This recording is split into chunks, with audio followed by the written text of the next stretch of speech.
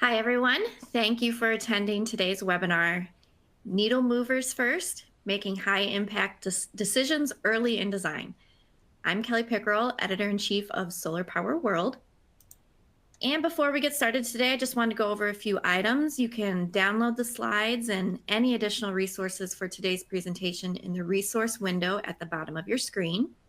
We will have a Q&A at the end of the webinar, so please submit any questions in the Ask Question window. If we do not get to your question, our presenters may reach out to you afterwards. You can also expand your view of the slides by using the icon in the top right corner of the slide widget. All the boxes on your screen can be moved and resized to meet your preferences. And finally, if you are watching this on demand, you can still use all of these features, including sending questions to our presenters.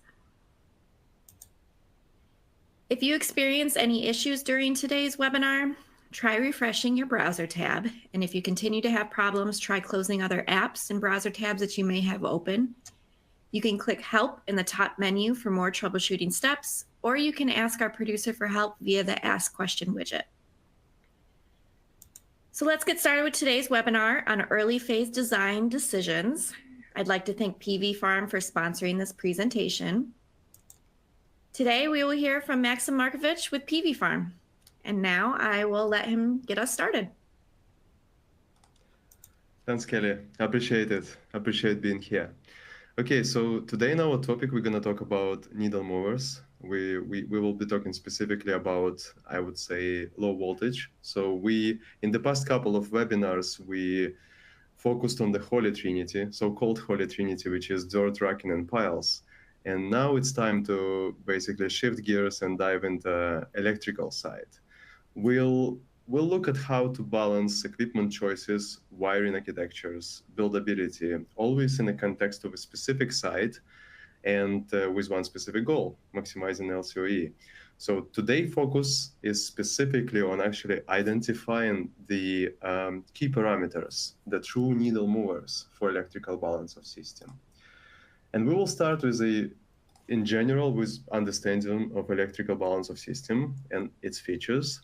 So I would say that the electrical balance of system, including labor, typically costs like 20 cents per watt for single-axis tracking systems. And despite it's relatively modest, which is not really modest, right? But still 20 cents per watt. So despite of its relatively modest share of the total capital expenditure, the electricity plays I would say, critical role. So it's the part of the PV farm that actually delivers the function, right? That's why thoughtful electrical design and installation essential for performance, reliability, and cost optimization. So let's start with the first one. And the first one is a time value trade-off.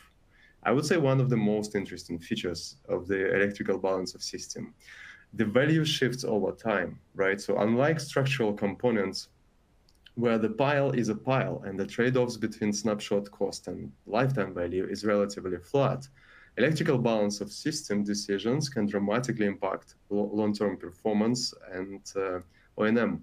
So the same wiring architecture for equipment choice might look similar on the day one, but lead to very different outcomes over 25 years. So that's why it's so powerful, and that's an amazing feature. In order to kind of showcase this particular feature, we took a project around 1,100 acres. So we used the specific trackers, specific modules, 400 amps, combiner box, and central inverter.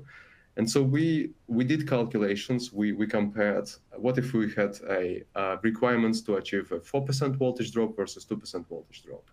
So we ran both scenarios, and 4% voltage drop, for example, saves you $2 million in construction. So essentially, based on the cable cross sections, you would buy them cheaper. You would have like a more unified, probably, the wiring scheme. So you would basically save $2 million, but costs around $40 million in lost energy over the 30 years of the project life cycle. That's the kind of the value, the time value trade-off of the electrical balance of system. The second feature of electrical balance of system is the gap in between good and bad design. So it's really difficult to imagine any other discipline involved in a solar PV design that actually has this unique feature. So let's say what we did here, we took two different blocks. So the block 24 on the left and 21 on the right. So we use different electrical patterns, and for both of those blocks, we use like a trunk bus architecture. And in the block 21, we placed trunk buses in the middle of the row. On the block 24, we placed them at the end of the row. And so the 21 block basically costs 12 cents per watt. And then the 24 block is 38 cents per watt, which is crazy. So the difference, basically the global difference in cost for those two blocks was around 1.3 millions. So essentially the block on the right cost like 600,000, and blocks on the left costed 1.9 million. And this is only like electrical cost, meaning low voltage wire, trenches, labor, etc. So no any other equipment costs. So that's the huge gap in between bad and good design. So the third feature of the electrical balance of system is that it's probably the most evolving discipline of solar PV. So if you think about the 10 years ago versus now, and if you think about again structural pile, don't mean to disrespect the pile. It's all good, but I mean it was pile 10 years ago and pile today, right? It's pretty much the same. Technology has changed, but if you think about the module, so the evolution is crazy. So if let's say if you Google like the modules available 10 years ago and the modules available today, there is like a huge gap in between those in terms of performance. We did a fun research a couple of months ago. We ran the site on the modules that were available 10 years ago. So we got 30 megawatt DC capacity, and we run the same site today. We got almost 70. And so the difference in energy produced in the first year was more than 2.5 times. And so the number of modules was again less because the modules are bigger, but again crazy. So I cannot even imagine any other discipline that evolved so drastically in the 10 years, right? Okay, so that's about in general about electrical balance of system, right? And now we're going to talk a lot about electrical parameters. So because essentially the topic of this webinar is to figure out what are those needle movers for those parameters. So we basically group those parameters into three categories. So the wiring architecture, which is on the left, it includes such things like wire sequence, combiner position, combiner clustering, row grouping, harness configuration. Second group is about equipment, inverter selection, module selection, combiner selection, combiner box, or load break disconnect. And so the third group is site context and buildability. It's about boundaries complexity, row height, block footprint, wire gauge unification. So what we're gonna do, we're gonna go through those and kind of do a quick review what those parameters mean. And the first one is basically inverter power and inverter selection in general, right? So we have central inverters, we have string inverters. Essentially, the only difference in between those is that the combiner box in the central inverter goes before inverter, and in the string inverter it goes after, and then there are different inputs output optimization type of stuff. But in general, these are two well-known popular architectures that people know today, and that's the first parameter. So the second one is a module selection. I'll give two examples here. The first one is a thin film of First Solar as an example, and then the second one monocrystalline. And that's another parameter we can tweak, right? So we will talk a lot about observations in terms of which can be cheaper under which conditions, just a little bit later. So the third one is combiner box or load break disconnect ampacity. So let's say if we have a 300 amps combiners, we would be able to connect less strings. You can see on the left, basically example. And then if we will use 600 amps combiners, we will be able to connect more strings to the combiner, right? And this all affects DC cables, and this all affects the whole electrical wiring. So the fourth parameter is wire sequence. How do we connect things? So we kind of have the same architectures, which is basically strings, let's say combiner boxes, central inverter transformer, or maybe strings, string inverter, AC combiner boxes transformer, right? But there are different cables in between those. So you can see a bunch of examples where we have, this is essentially trunk bus architecture. We have extender plus east-west trunk in between load break disconnect and tracker. Then we have a DC feeders in between load break disconnects and skids. So another kind of wiring sequence, which is basically harness combiner architecture. So we have a combiner box and the harness extender whips that connect to it, and then DC feeder that runs from combiner box to skid, right? And also we have like north-south trunk bus kind of wiring sequences, which basically connects strings from the trackers to the inverter. It might be string inverter. Then there is a AC feeder combiner box, and then a AC feeder transformer. So the set of cables that connects things together, quite often you can see those pairs, like for example here, harness extender and whip. So technically it could be represented as a one cable, but during construction side, those are different cables. Some of them might go underground. Some of them might go differently. So basically there is a construction considerations that would make those to be separated into a couple of different categories. So the next, we're going to talk about the group of parameters, which is we call combiner box or load break disconnect features.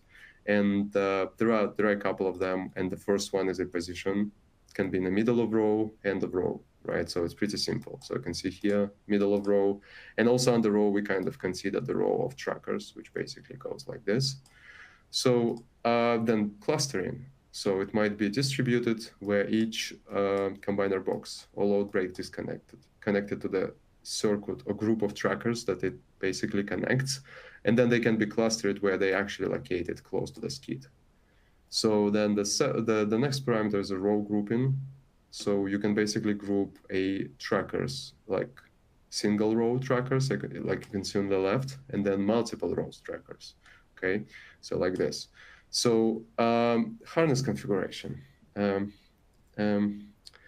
I'm not sure if this makes sense, but basically you might have one harness per tracker or a couple of harnesses per tracker. So let's say if you will have a couple of harnesses, usually people use a couple of harnesses per tracker simply because they have requirements from the client about the voltage drop, and using a couple of harnesses can reduce the voltage drop of the system. So that's frankly speaking the reason, but it affects the system. So that's one of the important parameters to configure.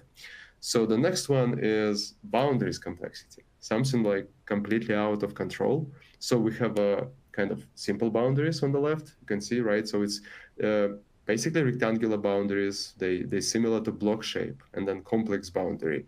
And you can see that for the same number of acres, for the same area, we could fit completely different number of blocks, and thus the different DC. And essentially, boundaries complexity is one of the surprises during the solar PV layout design.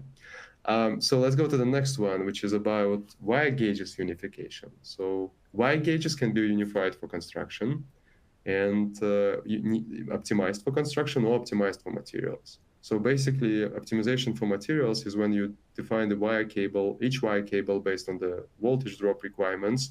And because you have a variety of blocks on the site, you would probably get a lot of different, even like DC feeders. But then because it's too complicated to build, people just basically unify those DC feeders for the whole site, just to make it easier for the construction crew to install and to get it done on the construction site, right? So then the next parameter is about block footprint. Pretty straightforward one. We have irregular footprints, irregular footprints. Different people do it differently. Some people optimize for rectangular blocks. Some people don't care.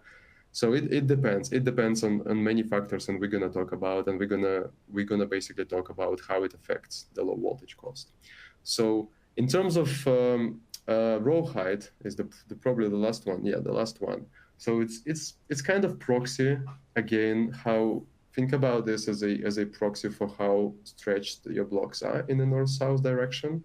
So essentially, it might be, if you have a, let's say, harness architecture, it will kind of define the maximum size of the harness you need if you will use one harness. So it's, again, another parameter that kind of proxy for some more important things.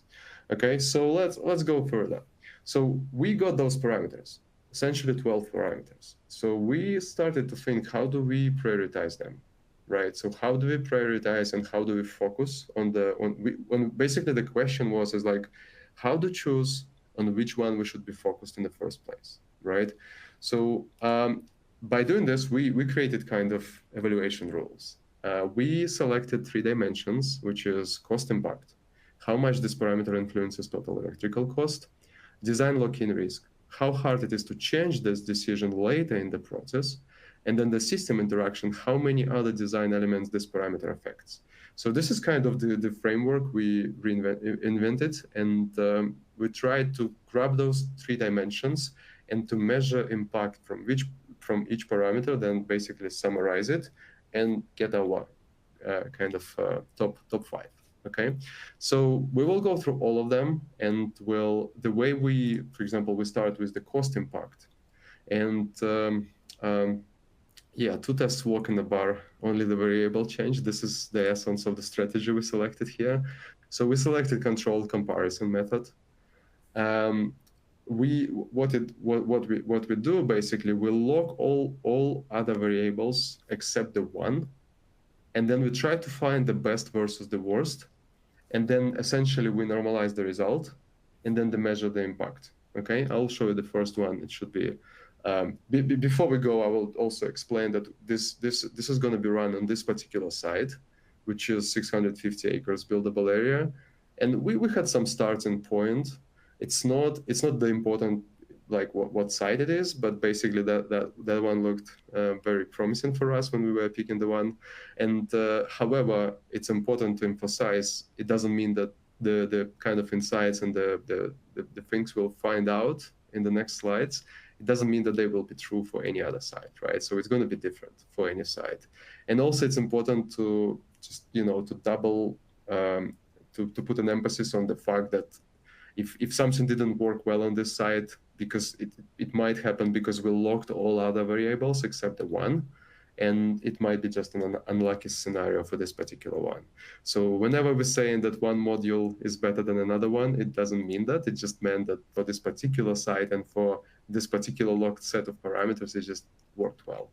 Essentially, our main goal was to define how much the cost swing we're gonna get in between those different parameters. For example, when we selected central inverter versus string one, we got like 12.88 cents per watt versus 12.72, which was pretty close. And for this selected layout, we just got 0.2 millions difference, or 125%. So not that huge an impact, right? But also, important note here is that we were calculating only the price of the electrical balance of system. So low voltage, trenches, labor, and basically some other benchmarks related to low voltage. We didn't take into account the cost of the actual inverters, transformers, or trackers, just a low voltage cost. Think about this as just a low voltage cost. So then the inverter power. So the story here was that we selected inverter 4200 on the left layout. You can see bigger blocks there, and then inverter 840 on the right one.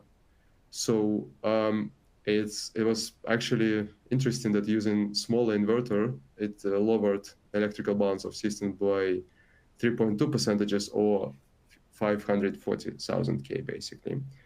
Not that bad. So then we played with the module type, and this wasn't fair experiment for thin film modules because we used the trunk bus. They basically were disadvantages, but again, it doesn't matter because we just wanted to estimate this cost swing, and it was huge actually. So let's say if you have a layout and you run it with the same electrical pattern, but you just change the modules and reconfigure strings. So in this particular case, the cost was around 6 millions, which is huge, 28.4%. So the next one experiment is about combiner boxes or load break disconnect ampacity. So we ran 300 amps versus 600 amps, and it was almost 14 cents versus 13 cents. So it's around 1 million difference. Again, not huge, but still noticeable. Probably one important thing to mention here is that it's actually fun because depending on what kind of module you use, what kind of string size you use, let's say you're using a trackers, like 3 string trackers, and you have 2 trackers in a row. And so your combiner can connect, let's say if you want to load it properly in terms of ampacity, you would need to connect 7 strings, which would basically make those stair-step shapes, right? So you would need to connect 2 full trackers plus, let's say, 1 additional string from the neighbor tracker.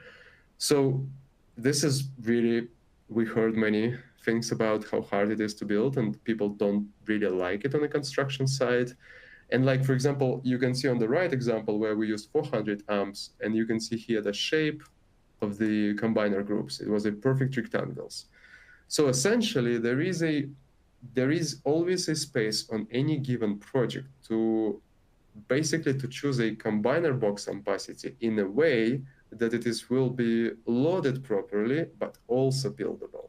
So this is why it's actually fun, because you can play with many different sizes of the combiner boxes, and depending on how many rows you have connected to it, you can actually figure out the buildable and I would say optimized for load option. Again, interesting insight. We didn't see many people doing this, but that's really kind of fun part. So why a sequence? Again, we grabbed on the left, you can see we were comparing harness combined architecture against trunk bus architecture. And again, because we use the first solar modules, so that's why the cost was. I was personally like impressed by this one, mostly because it's like 13.8 millions for this project, like 43%. But again, I wouldn't say that conditions were advantages for trunk bus. So they went, but it doesn't matter because we just wanted to estimate how, the swing. So the next aspect is combiner box position. You can see on the left middle of row, and you can see on the right end of row, and we use the trunk bus system. And so middle of row lowered our electrical balance of system by 28%, which is around 9 millions. Again, huge. You don't see many combiner box position during early design phase, right? So it's nice to think about those things in the beginning. So then we did run on clustering. So distributed versus clustered. Again, 13 cents per watt versus 14 cents per watt, which is around 7% and 124 millions, moderate. And then the row grouping, you can see on the left, it's a multiple row grouping. So basically the whole this group is being connected to one combiner.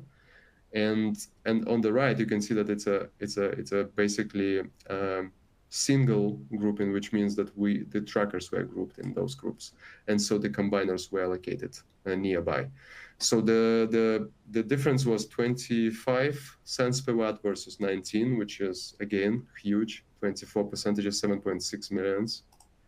And then the harness configuration was also substantial. So again, 1 harness versus 2 harnesses per tracker, 13 cents per watt versus 14.6 cents per watt, 2.1 millions, 11.3%. So boundary complexity. This is a fun one. Again, it's hard to compare apples to apples here, because on this you can see on the left project, it's the same area, 654 acres, right? So however, we got 26 blocks versus 33 blocks. And so the dollar per watt cost was pretty close. Although when we basically compared it per block, we got like 30K difference, not that huge. So we decided to do kind of apples to apples comparison. So we generated the same amount of 26 blocks on the right and 26 blocks on the left. This is why you can see like space left on the right here, because we just basically wanted to get the same number of blocks. And again, I would say I expected big impact from boundaries, because when boundaries are complicated, you usually like, what can we do about that? You cannot do anything about that. But also impact like 500,000 again, not as big as like wiring architecture, but still significant to have a look into. So wire gauges unification. So on the left, you can see we basically applied 2 wire gauges types. So for the whole layout. And then on the right one, we applied basically 6 wire gauges types for the trunk buses and feeders. And so when we were efficient with wires, which is option from the right, so those were defined by voltage drop requirements, we saved only 1.1%, which is 0.18 millions, not that huge. So now I realized even more that optimizing materials, not always the best idea. Construction is the preference. Simplicity. So block footprint, again, it was really hard to compare, but we did comparison. We basically calculated the electrical cost for the block on the left, which is 716,000 versus 587 on the right. Substantial 9.4 percentages, regular shape blocks, cheaper 1.7 millions for this particular layout. So just a quick note on this one, and we will probably talk a bit more about it, but essentially, like, the way we see most of the people work is that they design standard blocks, like you can see on the left, almost 12 cents per watt. And then they kind of make an assumption that there are like X number of blocks can be fit on a specific layout. What we're noticing is that the actual number of standard blocks you can fit is not that many. Like on this particular layout, the standard block coverage was only 38 percentages. So we tried like to fit as many as possible. We got, like only 8 blocks like that. And then the rest of the blocks were slightly different. And when they're slightly different, that means most likely they're more expensive, right? You could probably fit like things like standard block in here, but then you wouldn't fit 2 blocks in here. So it's always this fun trade-off in between how much DC you need and how crazy you're ready to go with the block shape. But essentially, the main takeaway here is that, ideal blocks, it's good to have some kind of template where you want to be, but it's also important to make this assumption that probably it's not going to work. So, and we need to expect that the cost will be higher. And even if we design the most efficient block, there is a chance that we will have less than 50% of those blocks on the side. So here the difference was not that huge, 11.9 versus 12.2 cents per watt. And essentially, again, which is around, I think, 2%, still can be significant if the project is higher, is bigger. So row height is a fun parameter which affects the cost a lot. So you can see on the left, like one height block. So you can see that the road, east-west road, and then one height block. And then here you can see like more extended, more like a narrow to the north-south direction blocks. And the difference was around like 13 cents against 14 cents, 9.8 percentages, 1.8 millions. So we actually ran the same experiment, but we wanted to test it on a simple boundaries. It's actually funny that on rectangular boundaries, the difference was 2.2 millions against 1.8. So the insight here is that the crazier boundaries you have, the less the visible difference will be due to those blocks being not perfectly rectangular based on the row height. So yeah, which kind of makes sense, but again, good to put some science and numerical approach to all of that. So so then we calculated all of that. So we went through this 12 parameters and we calculated the swing of the cost for each one of those parameters. We got like 45.9 millions, which is crazy. And we kind of sorted in a way from you can see here that the number one was wire sequence. So basically good wire sequence, well-designed wire sequence versus poorly designed wire sequence will give the biggest possible cost impact on the low voltage system. So, inverter, you can see that combiner box ampacity, again, is also important, 5.6%, but it's not even close to the wire sequence. You can see that the combiner box position is extremely important, and it, let's say the position that doesn't match with the selected wire sequence can increase the cost drastically. So that's number 2, row grouping number 3, which is basically how many rows of trackers you can connect together. So module type, obviously important, block footprint 9.4%, harness configuration 11%. And so obviously we couldn't make a far-going conclusions based on the cost impact, especially based on the approach we made. Just want to go quickly a little bit back and remind you that that was one of the dimensions. So cost impact, right? So we had another 2 dimensions which we wanted to take into account. That's why we did basically define the design lock-in risk. And the way we did it, again, this is going to work differently for different company, but essentially we define those stages of the design, which is feasibility, conceptual, 30%, 60% issued for construction, and 90%. And so then for each of those parameters, we basically locked it where we thought or we think it would be wise to lock it, and also based on kind of working with the industry, with our clients from the industry. So kind of like, I would say it's a crowd wisdom in a way. And then if this needs to be locked like early in the process, we gave it a high value, high point. So you see module, for example, needs to be locked as early as possible. That's why it's 5. So let's say if wire gauge unification can be done in the last moment, it's 1. And again, there might be some double reading and people do it differently. And essentially what we proposing here is just a framework which can be changed for every specific case. And that's how we calculated the points. And then we wanted to define the system interaction.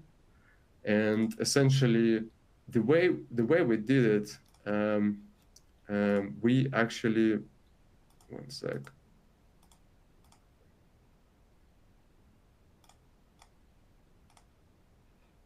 I'm not sure if you see the slide being switched. I don't see that. Just give me a sec. We're seeing the chart electrical parameters. Okay, I'm not seeing this. One sec.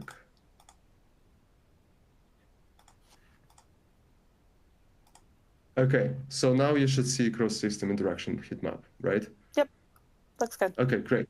So the way we define the system interaction is that how many downstream design decisions, systems, or disciplines are affected when this parameter changes, right? So for example, if you change inverter type, that's it. It's going to affect everything. Same with inverter power and module selection. However, when you change the wire sequence, it's going to affect electrical engineering and procurement only. Or when you change the, let's say, block footprint, it's going to affect layout and blocking. So, and then the more disciplines you have, kind of affected the higher value is, okay? So and then we actually gathered all of this in one table. So you can see for each of those parameters, you have a cost impact, value, lock-in risk, and system interaction.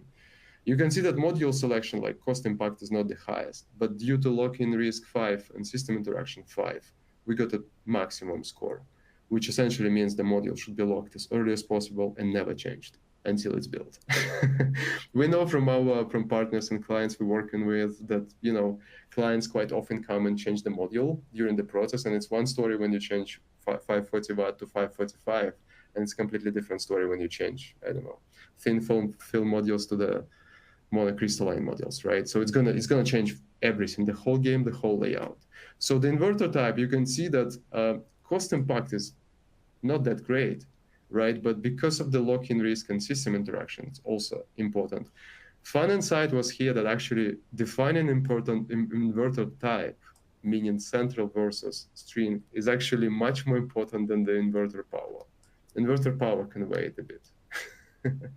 So again, surprisingly, boundaries complexity and for this project, and this is not the ugliest project we saw, and we know that the projects are getting uglier and uglier.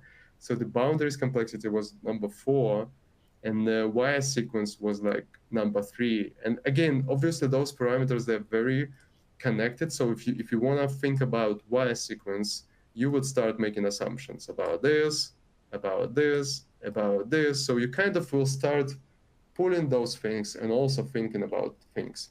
But the whole kind of message here is that for every specific project, this kind of scored parameter list will be different.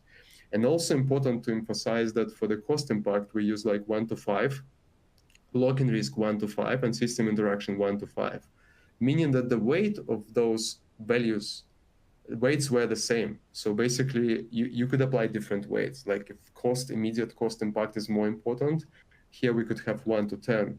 And by the way, we guys will share with you the template. We use this for calculations, so you can actually run a bunch of kind of experiments by yourself and see how it changes everything.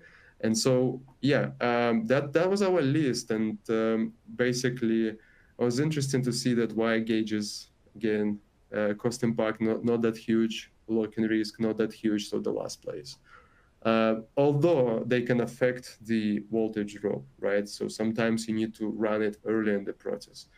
The practical value of having such list is mostly about like knowing what to focus on in the first place, and probably knowing how to communicate to the clients about what things is better to define and not change if you don't want to redo everything from scratch.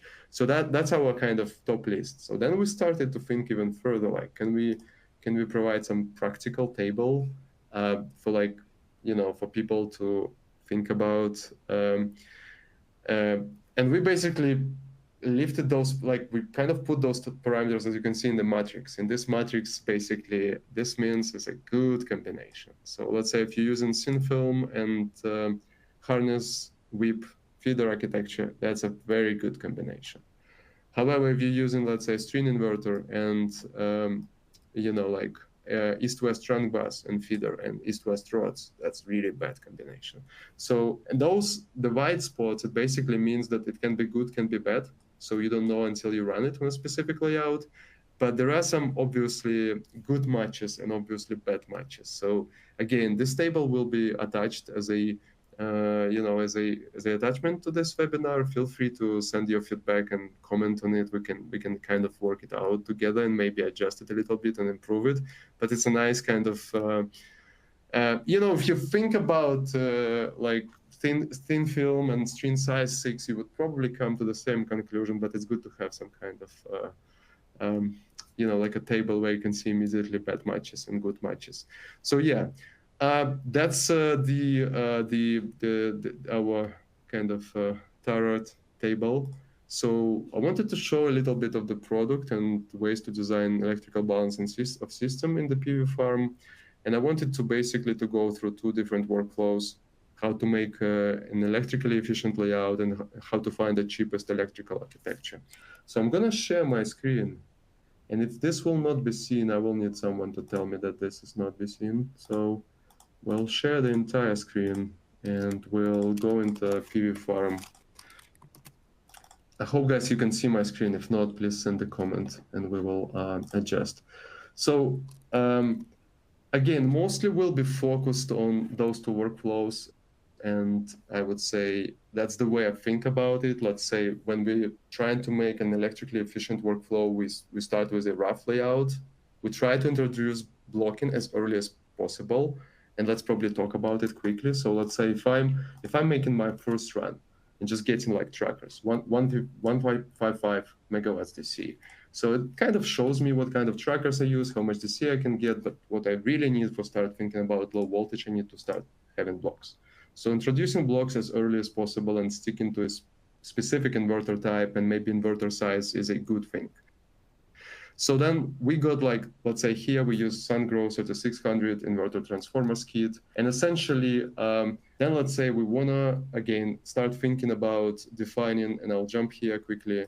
We wanna basically eliminate obviously bad spots, or think about which of our blocks are the worst in terms of electrical cost, okay? In order to answer this question, I need to explain quickly the cost concept we have in the app. Basically, we have an adaptive cost model, and I will be focused only on electrical cost. And you can actually see here all of those things that you saw in the webinar. They actually focused based on this cost breakdown structure. You have the low voltage electrical cable, combiner boxes, medium voltage electrical installed trenches, etc. So when we don't have cables in the model, we calculate $1 per watt, which is basically benchmark. But let's say if I'll go to the low voltage and we'll run a specific cabling, basically, let's wait until it's running. It will take some time, 150 megawatt DC. And first, I'll probably show you. Yeah, okay. So it's getting run, and as we start getting like cables in the model, this cost model will be updated based on the kind of real model quantities. So it's gonna be fetched in the model, like you see, low voltage wire circuit generation is done. Now the trunk bus, so we got distributor trunk bus extender, we got the dollar per feet, labor cost, material cost, etc. So the cost updated. Okay, if we get to the model, and essentially just to explain what I run right now is that we generated low voltage wire. We used a safety factor 500 amps combiner box. And then we used a clustered system, full cluster, middle of row, single array. So, and then we used a specific wiring scheme, which is extender east-west trunk. So let's say if I go to any specific block and select this particular block and isolate it, and then I can also select pretty much everything. So you can see every single cable for this particular block. So if I get closer, you will see how extenders go at the end of the row. You will see where the combiner boxes or load break disconnects, they're clustered here. And like, let's say if I want to update something, I just basically, let's say go here, stick to the same amps combiner box, will do distributed end of row multi-array that I will select, let's say a harness. I'll select the harness combiner architecture. So I'll update my wiring. And right now, the way I'm updating the wiring is basically, I just define custom cables like 10, 8, 8, 8 for the different types of cables, not running any voltage drop analysis, just wanted to run it and see what's going on. And the way it works is just being updated right now, just a couple of seconds. The way it works is that all the objects in this space, they are intelligent objects. And what it means, if I open, let's say, tracker, you will see the information about what even cables connects the strings together. Okay, so if let's say if I go to a specific circuit, like let's say I'll find this particular combiner box circuit and I will isolate this circuit. So essentially you will see on this particular combiner box, you will see basically that what cables, what the average voltage drop for this particular circuit based on those cables, total losses, and all of the information. So essentially all information is here. Single line diagram is being updated live. You can move things, rerun it. But let's say, how do we define the worst electrical blocks, right? So that's the practical thing we need to do right now. And the way, if I will show you the transformer, any transformer for any block, there is a fun thing about having this kind of hierarchy that we have. You can see like each object knows what's connected to it. Each circuit knows what cables run there. So it's kind of like I would say, combination of spatial equipment and electrical hierarchy. And because of that, on every specific transformer, we actually accumulate the cost, everything that underneath the transformer. So what it means is that we have a cost of the blocks.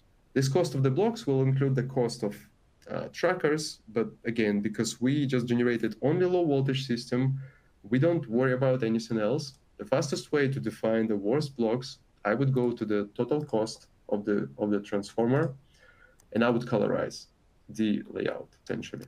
So let's say if I wanted to define the worst electrical blocks, it's going to be pretty obvious. Number 1, 18, right? Again, number 27 and 36. This is the worst, I wouldn't say worst performing, but I would say the most expensive electrical blocks, which again, someone experienced could say right away.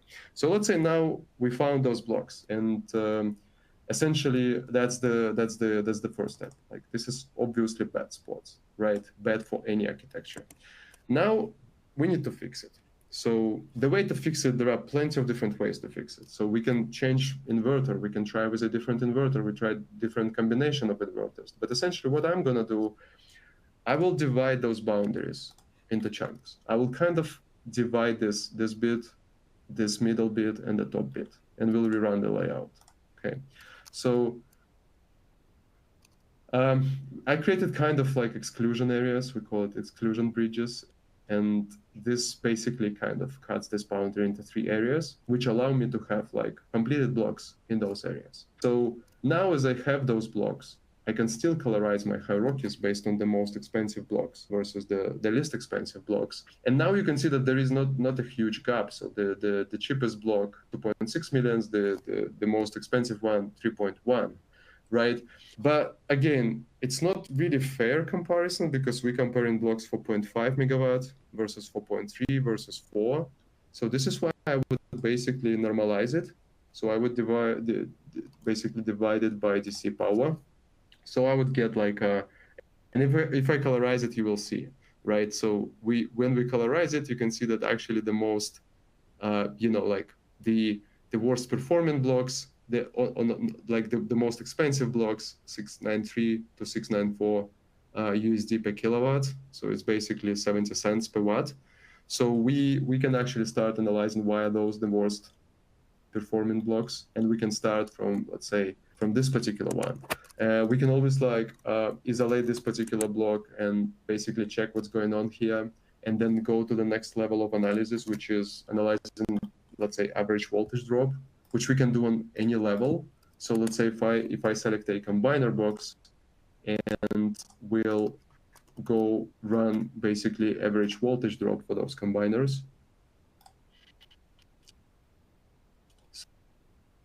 So, okay, sorry, one sec. Array, and then we'll do harness extender. So I have five more minutes and we'll start talking about questions. I just want to show a couple of other things. Let's say we're gonna run the low voltage real quickly, and this is harness combiner architecture. And then we want to understand the specifics. As we eliminated the most, let's say, the worst electrical blocks, we can actually start checking where we have the worst combiner box groups in terms of voltage drop. For example, now I can see this one object, which is somewhere here, which is basically this one. And this is from a voltage drop standpoint. So, and the reason it happened is that you can see it's like basically 6 trackers. Each one has 3 strings, so 18 strings, and this is the furthest from the block, right? We can also see that those are worst performing, those are worst performing. And so the way we can fix it, we can start, and you can see that the cable, so let's say if we'll go and check this particular block, we can always see the cable routing. So this one, so now height annotation. So we can see that those are, for example, the worst performing circuits. We have always an option to rerun it a little bit and, to choose a different combiner, or maybe to, to optimize it for the voltage drop instead of let's say, worrying about this, because we got these results with the selected cables. Let's say if I wanted to do a voltage drop analysis, I would actually go in here, and instead of custom cables, I would select voltage drop, and I would focus on combiner group, and would try 1.5. So the way it's going to work, it will start to find those gauges that will give us the average voltage drop for the combiner group. To wait a bit, it's running analysis on the background. You can see this chart. It's changing because it's constantly recalculating. It needs to do it a couple of times. But even the worst circuit has 1.46. Right, but that probably means that we actually get, we get huge cables. You see the DC feeder 1000 kc mil, and obviously in the most cases on this particular layout, it is more than necessary. But because we actually optimized it for the whole layout, that's why we kind of got to this particular cable. So that basically take time. But on here is show you, so that's essentially the workflow. So we then find the hidden bad spots or changing the voltage drop, optimization, stuff like that. So I also just 1 minute will show how to find the cheapest electrical architecture. Again, the way I like doing this is that back to blocks, because when I run the cost, the block cost is kind of very representative. So I'll go the transformer, we'll choose a group cost, and we'll basically show the DC divided by DC. That's my, you see here the average cost per block, basically 76 cents per watt. Includes some other things on top of electrical part, but those things are constant for every block. This is why we can rely on this number. So let's say now, instead of those, you see combiner boxes at the end of the row, I'm going to change everything. So I'll change combiner box middle of row, and we'll do it single array. So essentially, instead of harness combiner, we'll run a trunk bus architecture, which you can see here for the whole layout. And let's just keep this number 763 in mind. So we'll update the harness combiner architecture. Again, it will be done in 2 steps. You can see the step number 1, combiner groups or LBD groups, they changed. So you can see now that the combiner boxes are in the array, as cables are being regenerated. So if I let's say hide this particular cable, you can see that extenders connect to trunk bus and everything goes to the inverter. So, and you can see how the number changed. So essentially for any given layout, you basically can run a bunch of simulations and quickly here define the smallest average, and that's going to be the most efficient. However, it is important to remember that this is appropriate for a specific block footprints, which you can see by basically making those boundaries. So if we would change the height preference, we would change the block shape, we can make it narrowed in the east-west direction. It's gonna give us different results, right? Okay, that's enough. Okay, let's pause it here and let's talk about questions. And that's basically, guys, all I have. Wanted to show you the little research we did. So let's see if you have any questions. Perfect. Okay, thank you. Yes, thank you for the cool little presentation we got to see. Yeah, so you can continue to submit questions in the Ask Question box on your screen. Someone wants to go back a little bit when you kept talking about boundaries. Could you clarify what you mean by boundaries? Is that the limitation of the site itself? What's a boundary? So boundary, yes. So the boundary is a limitation of the site itself. So let's say I will just go in here. So this is the site boundary, essentially. This is our buildable area where we place trackers, right?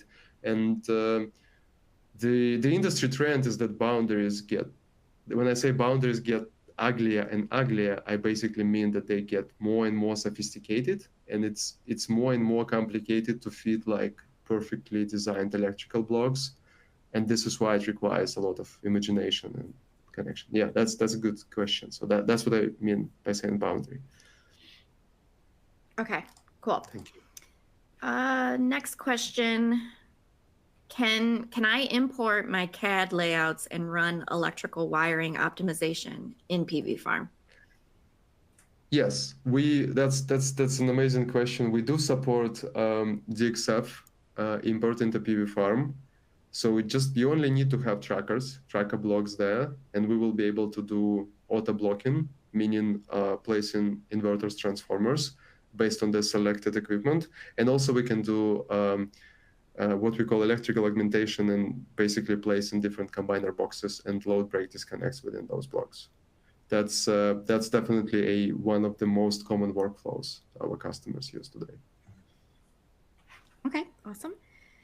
Okay, this question, I think they're asking, can you specify DC string wires to only be number 8 and number 10 while still using the V-drop parameter?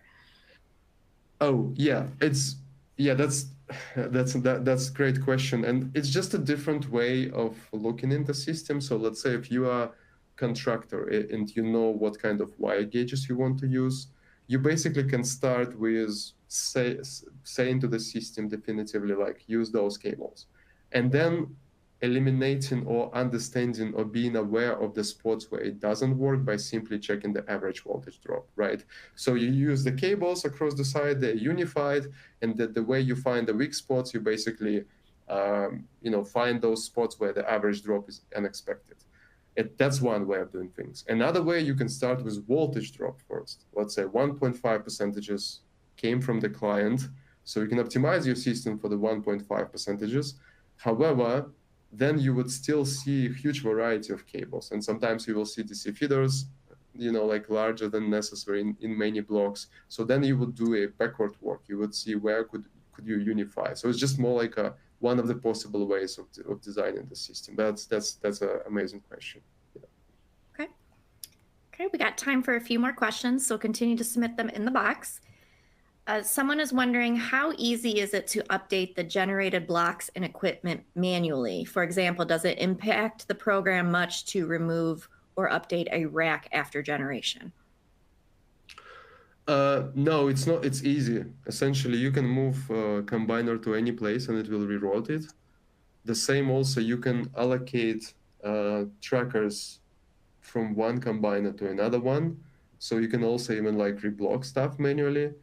I wouldn't say reblocking is easy, but I would say moving things is pretty easy, straightforward. So it's a design platform. Everything you can do in CAD, you can do in PVFARM. It's just the only thing is that we don't have so many editing tools, but we do have basic ones.